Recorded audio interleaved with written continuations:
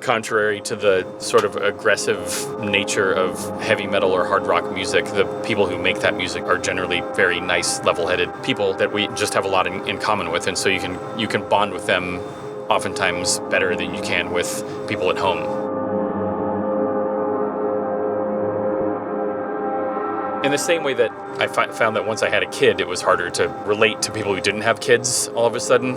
It's similar, like being in a touring band. There's parts of your life that a lot of people who've never done that just have no access to. They just think that you're essentially on vacation and then playing shows every night, which is just not like at all. And so the people who get it are people who also do it. So yeah, we make a lot of really good friends on the road.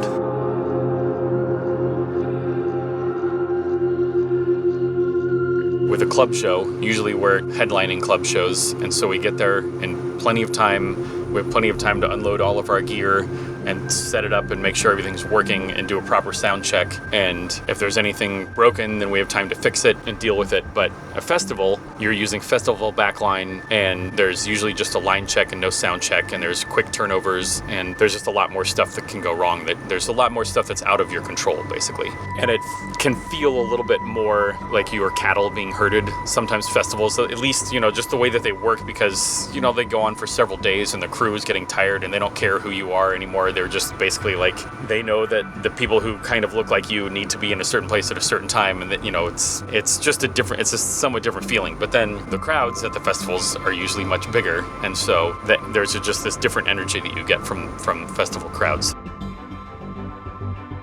Today definitely feels different. I guess the last 2 days are the first two real festivals that we've headlined. The other kinds of quote-unquote festivals we've headlined have basically just been just a club show with 6 bands on the bill that they called a festival. And yeah, it definitely feels different, and we don't feel anonymous at something like this, because we get our own dressing room, which we didn't have last time we were here. They had food set aside for us. There is a definite difference in the way that you're cared for once you're headlining festival versus when you're playing earlier on the main stage or playing on one of the smaller stages or whatever. So it's easier. This is something that I felt since the beginning of traveling in a really crappy van to moving to, this sort of thing where we have bunks, that as soon as you get used to a higher level of comfort, it's really hard to go back. And so as much as I can, not just with the band, but in my life in general, just maintain an adequate level of comfort and be as Spartan as possible. As you get older, it's harder to do that. The most important thing, and this is probably what a lot of people would say, it's a function of the technological world that we live in, but the thing that I feel most naked without is a functional smartphone with Wi-Fi access so that I can communicate with people back home. That's the key. Like, I was basically on a communication blackout for the last 24 hours or so because of the amount of travel, and there just wasn't any connection in London. And so I got all this news about my son, and I just feel like now I'm 2 days behind on what's going on in the world back home, because maintaining that connection with home is extremely important, especially when you're gone as much as we are. If you can't maintain that, then it just feels like a foreign place to go back to. So you have to sort of maintain it every day as much as possible through your phone or your computer or whatever.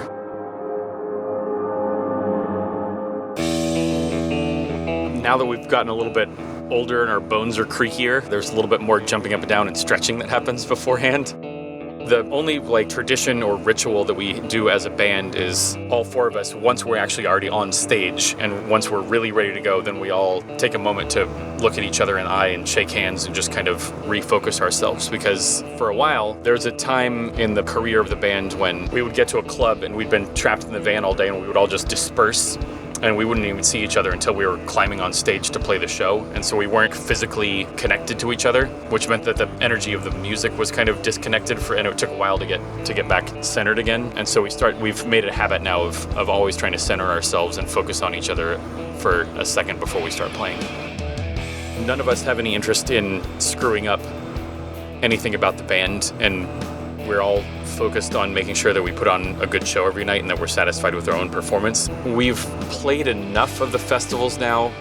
We've been doing it long enough because that's how we started out, was playing festivals where no one's heard of us and playing support slots where no one had heard of us. We're pretty confident in just doing what we normally do. We don't change our show for a festival or for, a support slot. And I used to get concerned that people were going to be won over or not, but now I don't feel like I need to win everyone's hearts and minds, that I just know that we just are confident in what we're doing and we just do that, and then some people will get it and some people won't.